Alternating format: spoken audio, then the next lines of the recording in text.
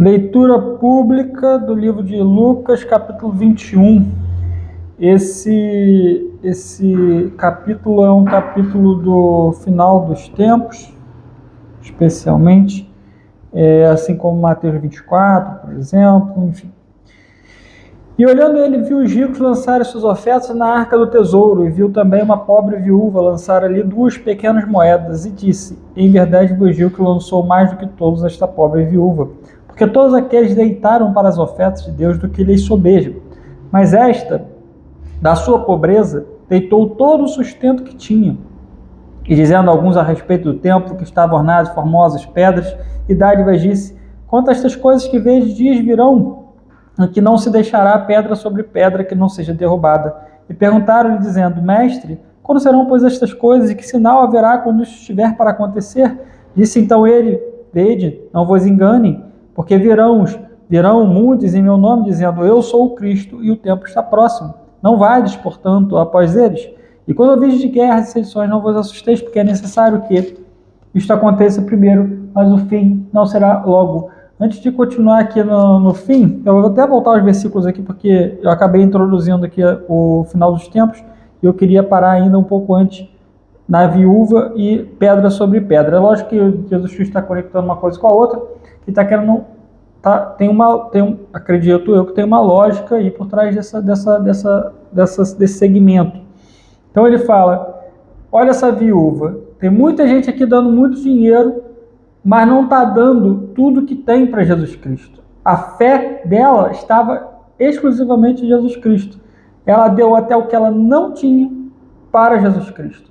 Então, se eu dou o que me sobra, é uma coisa. Se eu dou tudo que eu tenho, é outra. O que a gente faz quando a gente aceita Jesus Cristo? Quando a gente entende o Evangelho e quando a gente aceita Jesus Cristo, o Evangelho de Jesus Cristo, enfim, eu ia falar de outra coisa, mas isso não é uma pregação, só uma leitura pública. Então, continuando onde eu estava. Quando a gente aceita o Evangelho de Jesus Cristo e a Jesus Cristo como Senhor e Salvador das nossas vidas, a gente está dizendo para eles, nessa invocação do nome do Senhor: nós não temos nada, o Senhor é tudo para a gente.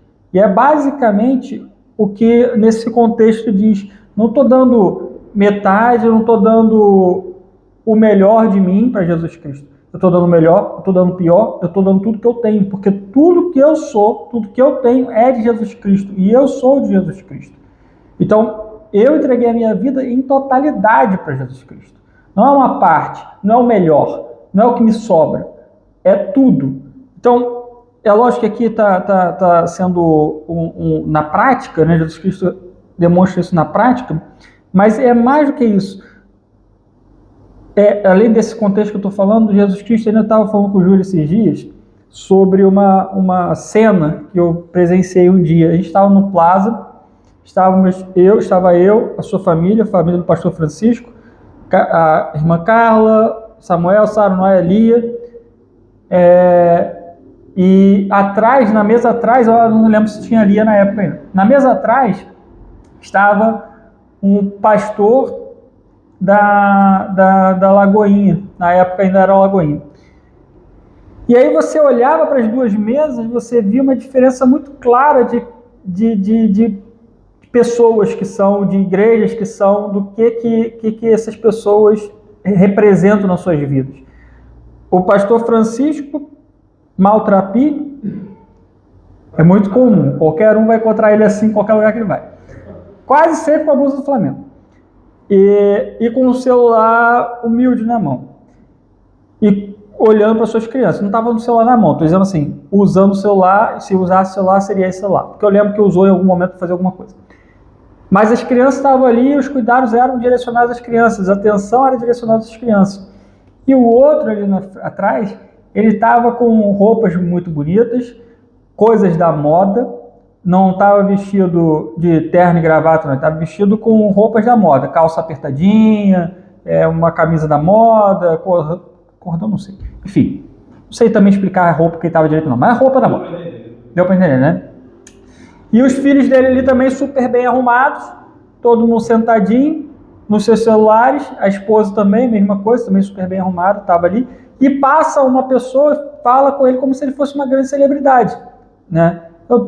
é o pastor de não sei onde, conversando entre si, um grupo conversando, é o pastor de não sei onde, você vai falar com ele, eu vou falar com ele, eu vou falar, não vou falar, vou falar, falou, eu, não, pastor, você quer lá, posso falar? Enfim, lógico que a gente deve ter respeito pelos nossos pastores, mas o pastor não é celebridade alguma, gente, né? Inclusive, quando você quer ser pastor, tem que se entender que você é o menor e não o maior. Né? Essa ideia dessa idolatria ao pastor, padre ou qualquer um desse líder religioso, de forma geral, é um erro.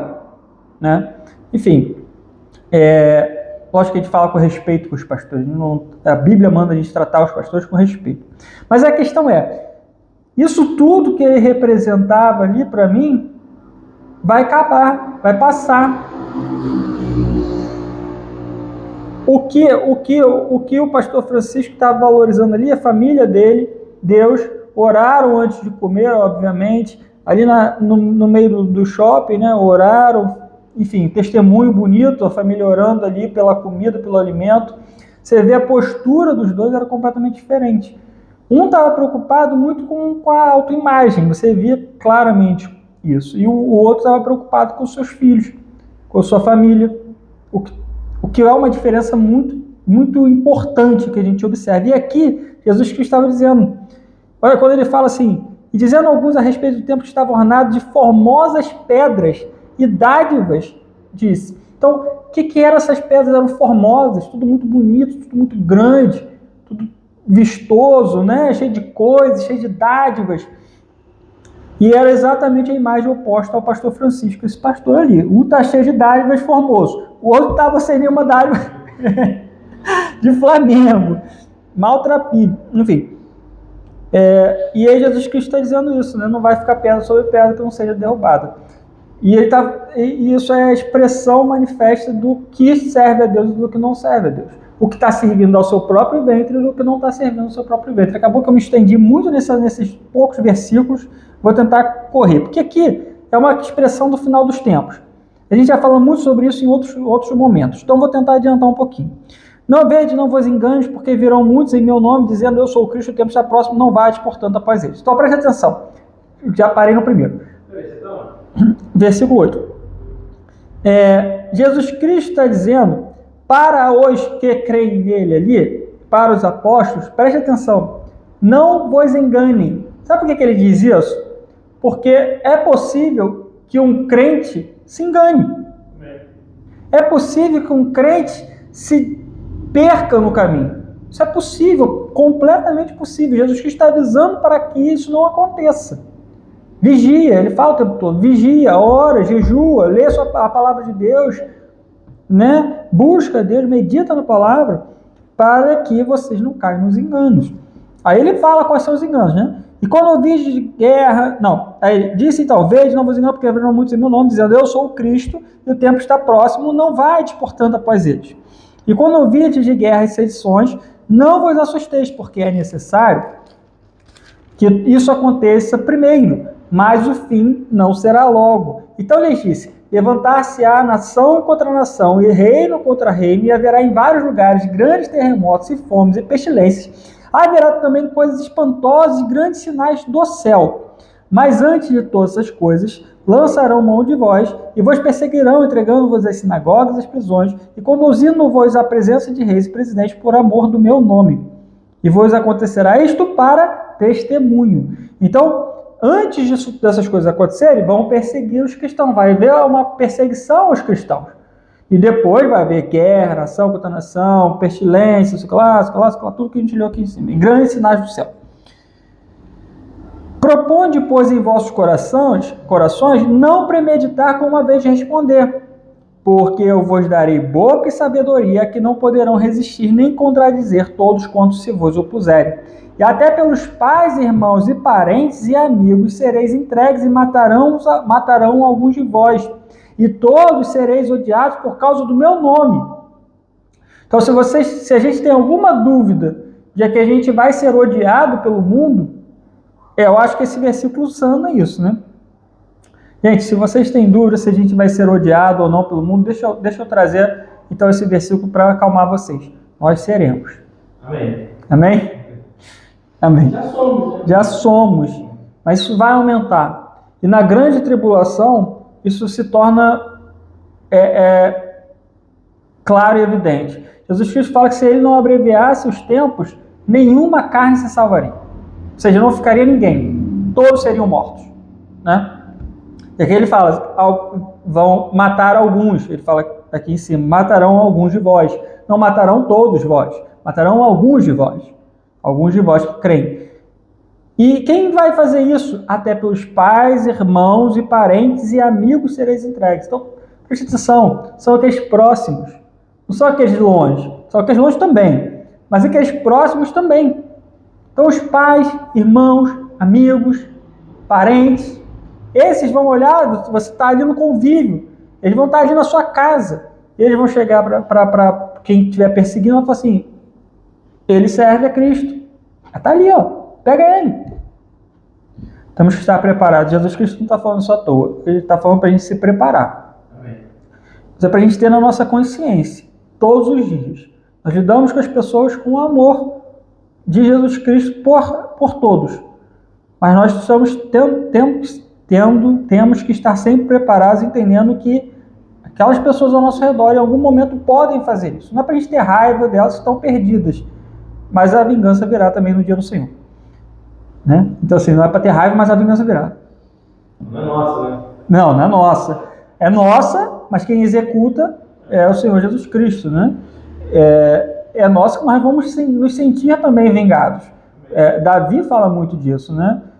Que espera em Deus que ele se vingue e que isso vai ser agradável a ele. Enfim, até porque, na realidade, eles não têm alguma coisa contra nós pessoalmente, eles têm alguma coisa contra Jesus Cristo. E a Bíblia diz em Salmos que a gente deve odiar aqueles que odeiam o Senhor. Odeie-os com ódio perfeito. Então, a gente não quer vingança sobre nós. Jesus Cristo deixa claro isso. Não é para a gente querer alguma coisa sobre nós mesmos, sobre a vingança para algo que seja contra mim. Mas se é contra Deus, sim. Né? Até porque você é um reflexo de Jesus Cristo na Terra. Né? Uhum. De fato, não é como você teve. Você é diferente. Exatamente. É só alguém que tem Jesus Cristo. Exatamente. Aí você pergunta assim, mas eu sirvo a Jesus Cristo, eu tenho meu cachorro, eu cuido bem do meu cachorro, mas sou perseguido como alguém que maltrata cachorro. Enquanto você olha para o lado, tem vários ímpios, várias pessoas que ganham muito dinheiro com cachorro, vendendo cachorro e maltratam cachorro. De fato, né, botando para procriar, né, acaba levando aquele bicho a condições extremas, né? Enfim, e essas pessoas estão aí, tranquilas. Aí Davi fala sobre isso, né? Em vários textos eles falam sobre isso, né? Eu vou olhar para eles e vou perguntar por que eles estão bem, por que eles estão ganhando, e por que está acontecendo comigo? Não. Né? Deus, ele é justo e ele está cuidando da gente. Isso já é um outro ponto, enfim. Acabei me desviando. Mas nós somos perseguidos, inclusive em assuntos que às vezes parecem que não são, mas que são. Há uma luta espiritual acontecendo. Ignorar isso é falha nossa. Né? Enfim.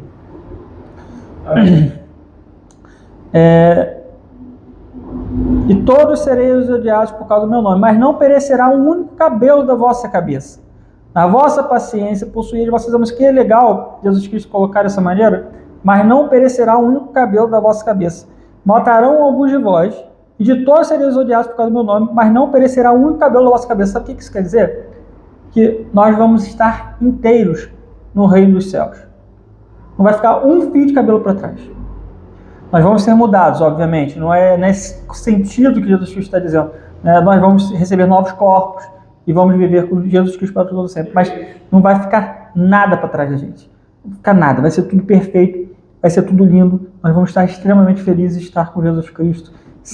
A gente não vai ficar nada de nós para trás. Como nós deveríamos ser. Como nós deveríamos ser. Como perfeitos, no sentido completos.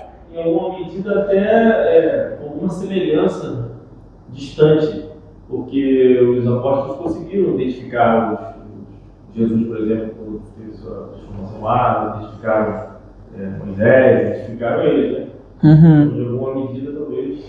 Moisés, no caso, eu não sei se ele já recebeu o novo corpo também, né? Porque. Sim. Beleza. Isso não é pra agora, né? Enfim. Na vossa paciência possuí... Acho que não, né? Na vossa paciência possuí as vossas almas, apesar que eles que terem reconhecido Moisés é grande surpresa, porque eles não conheceram Moisés. É verdade. Né? É verdade. Mas ele já conheceu, né? Devia ter uma plaquinha assim, Moisés, né? Elias. Nós nossos clientes chegar antes de reconhecer também. Exatamente. Amém. Na vossa paciência. Não reconhecer nos parentes, isso é certo. Com certeza, né? Isso, com certeza. Mas quando virdes Jerusalém cercados de exércitos, sabei então que é chegada a sua desolação.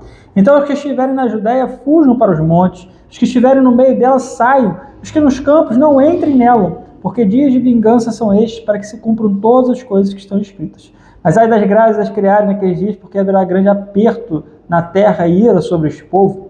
E cairão ao fim da espada, e para todas as nações serão levados cativos. E Jerusalém será pisada pelos gentios até que os tempos dos gentios se completem. E haverá sinais no sol, na lua, nas estrelas e na terra, angústias das nações, em perplexidade bramando o mar e as ondas. Aqui há continua a perseguição, né? Esses textos eles são interessantes de você pegar na Bíblia, eles acontecem em outros momentos, onde o povo de Israel, por exemplo, ele é levado em cativeiro por Edom, Edom ajuda, né? E aí leva em cativeiro, aí depois volta, Babilônia é um grande exemplo disso, né? Quando o povo de Israel vai para se torna cativo de Babilônia, em Babilônia, e depois volta, no Egito também acontece. E o Egito é um pouco diferente, porque aí o início da história do Egito não é bem como uma perseguição, e aí você é expulso nem nada do tipo, né? Então é um pouco diferente, mas depois que você está em cativeiro, você sai desse cativeiro também, né? Enfim. Porque dias de vingança são estes para que se cumpram todas as coisas que estão escritas.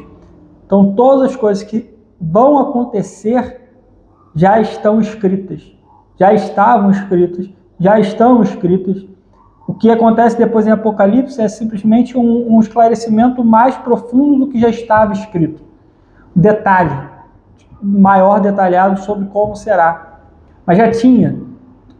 Tanto é que se usa Daniel, por exemplo, ali para dizer. Isaías tem muito desse momento final. Jeremias fala muito sobre as lamentações. Depois tem um livro que inclusive chama Lamentações, que é desse final de tudo.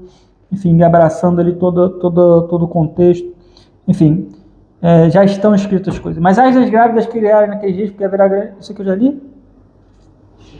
Isso, já li. Homens desmaiando de terror na expectação das coisas que sobrevirão ao mundo, porquanto os poderes do céu serão abalados, então verão vir o Filho do Homem numa nuvem com poder e grande glória. Ora, quando estas coisas começarem a acontecer, olhai para cima, levantai as vossas cabeças, porque a vossa redenção está próxima. Disse-lhes uma parábola: olhai para a figueira, para todas as árvores. Quando já brotam, vós sabeis por vós mesmos, vendo-as, que perto está já o verão. Assim também vós, quando vides acontecer estas coisas, sabei que o reino de Deus está perto. Em verdade vos digo que não passará esta geração até que tudo aconteça. Passará o céu e a terra, mas as minhas palavras não hão de passar. E olhai por vós, não aconteça que os vossos corações se carreguem de glutonaria, de embriaguez e dos cuidados da vida, e venha sobre vós de improviso aquele dia. Porque virá acumular sobre todos os que habitam na face de toda a terra. Vigiai, pois, em todo o tempo, orando, para que sejais havidos por dignos de evitar todas estas coisas que hão de acontecer, e de estar em pé diante do Filho do Homem. E de dia ensinava no templo, e à noite, saindo, ficava no monte chamado das Oliveiras, e todo o povo ia ter com ele ao templo de manhã cedo para o ouvir. Só para pontuar aqui uma coisa também, né? Eu tenho tentado não cumprir as concupiscências da carne, e andar em espírito. Em alguns domingos a gente já falou de fornicação, já falamos de adultério, já falamos de ira, de contendas, né? Falamos disso tudo. E aqui tem mais uma coisa, e é um dos tópicos seguintes que a gente vai falar em algum momento. Não aconteça que os vossos corações, isso é uma coisa que a gente tem pontuado nesse domingo, que isso tudo procede do coração, onde do coração do homem enganoso. Então, quando Jesus Cristo coloca aqui mais uma vez, ele fala: não aconteça que os vossos corações se carreguem de glutonaria, de embriaguez e dos cuidados da vida, e venha sobre vós de improviso aquele dia. É para a gente fazer faculdade? É para a gente trabalhar? mas não é para o nosso coração estar cheio disso. Isso não é o mais importante para a gente. O mais importante para a gente é o dia da redenção de Jesus Cristo. É quando nós vamos estar perfeitos, unidos já estamos, perfeitos também espiritualmente, mas agora também um novo corpo, né, em nova terra, habitando com Cristo de uma vez por todas. E aí Jesus Cristo fala, vigiai, pois, em todo o tempo, orando. Te ora para nos fortalecermos, para não nos esquecermos, para poder a gente estar em pé diante do Filho do Homem quando ele voltar. Então, essa é a leitura. Quer falar alguma coisa, pastor? Não. Não? Essa é a leitura de hoje.